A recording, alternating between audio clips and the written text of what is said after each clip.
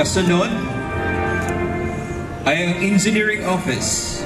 Ipangunahan ni City Mayor Jose E. Lampagos ang pagsilibrar sa syudad sa Panabo sa ika-126 katuig nga Independence Day.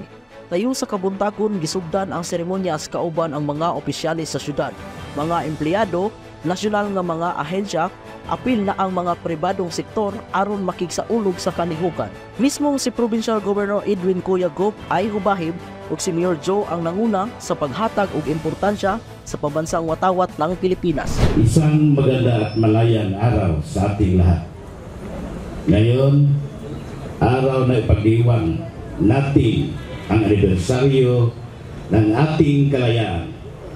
Maraming taon na nung nakamit natin ang kalayaan. Sama sa gihimo sa atong mga bayani, sama sa gihimo sa atong mga katigulangan, nga mitindog sila, may buwis buhay, para nga atong maangkon ang kalayaan nga atong giselebrate karon.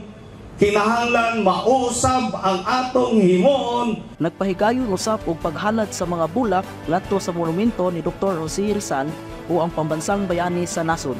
Ug dayon gisugdan kini sa 21 gun salute kauban ang mga men in uniform isip pagsaludo sa tanang Pilipino nga nakiglaban og namatay alang sa kagawasan sa Pilipinas. Kauban sa kamera si Richard Ligtas, kini si Louie Panagsagan, nagkikan sa City Information Office Broadcast Services alang sa Frontline News Panabo. Importante, inform.